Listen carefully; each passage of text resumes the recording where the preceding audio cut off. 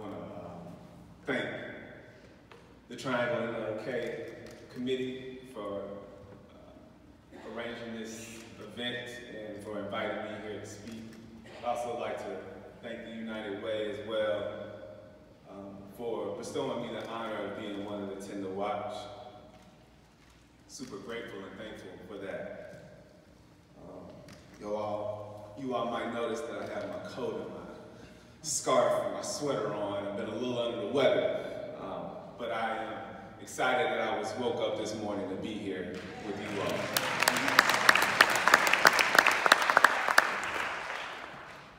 Not 6 months into starting Village of Wisdom, I sat in a room full of Black parents and children, and I posited a question to the kids. I said, I want to know what y'all want to know about Black history. They went back and conferred with each other and came back to the room, and one of the kids stood up and he said, I want to know who came up with the idea that Black people are less than. Yeah, that's about what happened in the room. But as we look around, it should not be surprising that a young Black boy might think to himself, I wonder who came up with this idea that I'm supposed to be suspended 2 to 3 to 10 times as likely as my white peers.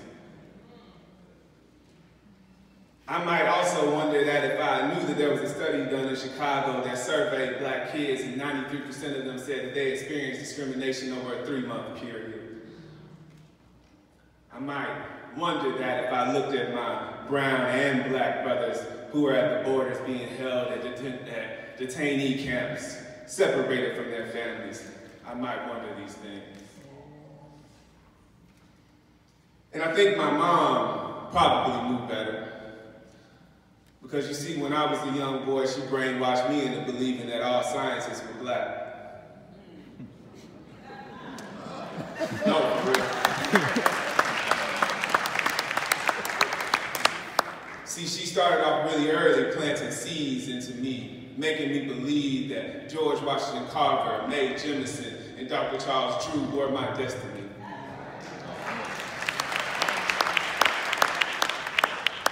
That I would become a scientist that could change the world for my people and with my people.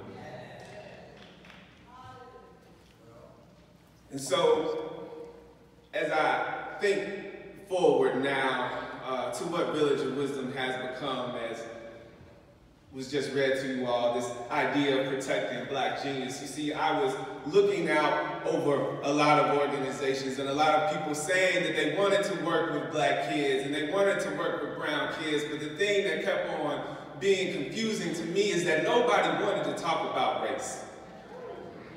How is it that you are going to help a child feel better about their educational outcomes, but you don't want to have a real serious conversation about how you're going to make them feel good about the skin that they're in?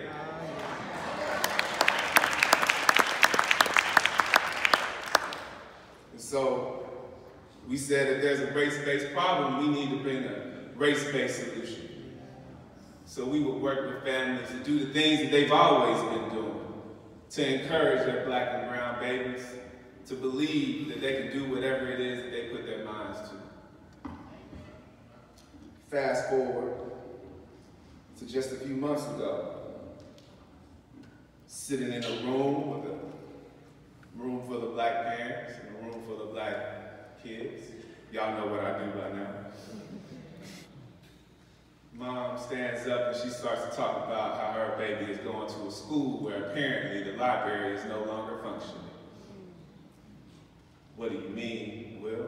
Well, apparently this baby wants to rent out some books, but the teacher doesn't want to let it happen. Well, why is the teacher the one who would be renting out books? Oh, because the librarian is no longer there. Still seems strange. I mean, what's the point of a library if you can't rent books out? That's what Taylor Weber Fields from our team and Anthony Jones said. They said, hey, we'll go with you up to the school and see what's going on. Talk to the principal, and they figure out that, you know, basically they weren't giving the books out because they didn't think the books would come back. Well, I mean, one, you thinking something that you don't know is true. And Second of all, I mean, if the babies need the books, then can they please have the books, please?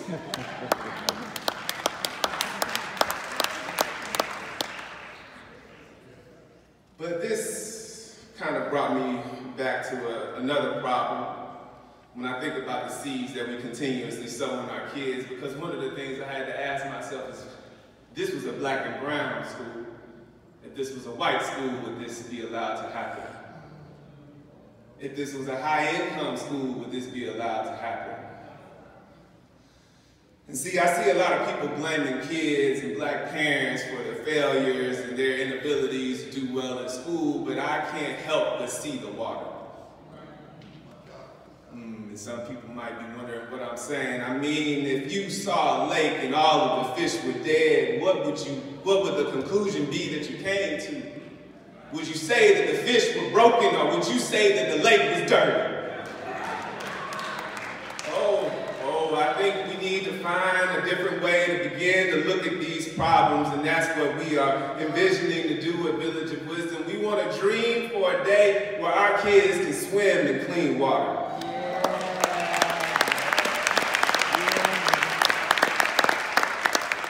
A day when it's not hard to find their thumbprint on the mathematics that are in their books. It is not difficult to understand the contributions that their people have made to the stories of our country. It is not difficult for them to understand how they have put a culture on this United States that we live in.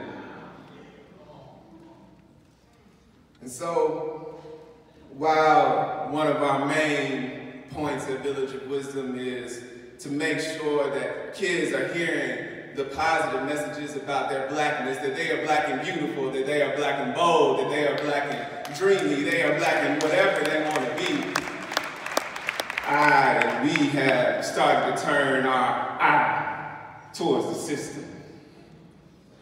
Because I want to know what is the institutional commitment of this school to be a racially equitable place for my children. I want to know if I ask 10 of the kids in these classrooms, would they say that they had experienced discrimination today? I want to know if this school is highlighting the intellectual contributions of folks that look like the children in the seats. See, these are questions that we don't ask a lot. We talk about the achievement gap, but I find it very, very fishy that we never talk about the discrimination that happens.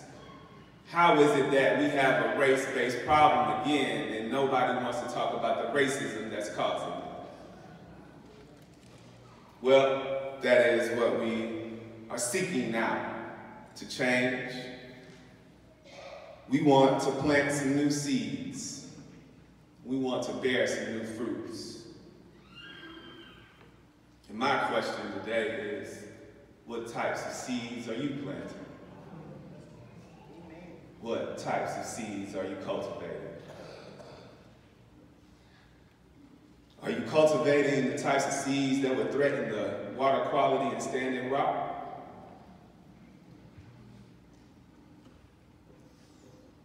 Or are you planting the types of seeds that would lead to a black woman district attorney, Satana DeBerry, who's trying to revolutionize how we handle our criminal justice system in Durham? And the last thing I'll say before I hasten to my seat is that this question about cultivating seeds has to do about us doing some difficult work. You see, it's real easy to point to that racist over there, that sexist over there, that homophobe over there. My brother. But it is much harder to look inside of yourself, to recognize that the evil that is in your neighbor is just as likely in you.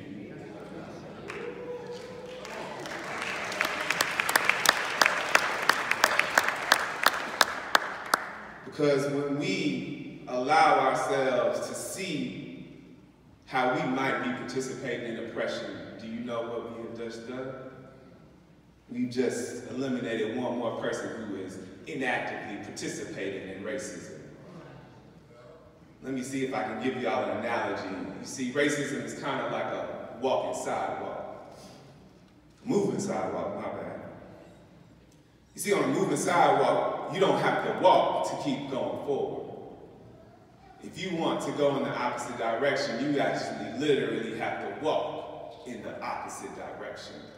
And so what I'm saying, as I ask you this question of what types of seeds are you cultivating, are you willing to do the daily work to seed out the oppressive ways that you might be participating in these ideas of racism and sexism and homophobia? Take your time, bro. Take your time. Because when we collectively decide that that is what we want to do, then we can create new systems of equity and justice that our babies deserve. And indeed, when I talk about Black genius, that is exactly what I'm talking about.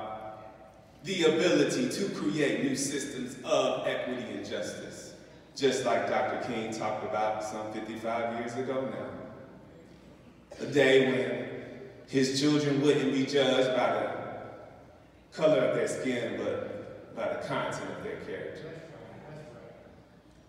So, I don't have the greatest closing, but I'll leave y'all with that question. What seeds are you planting?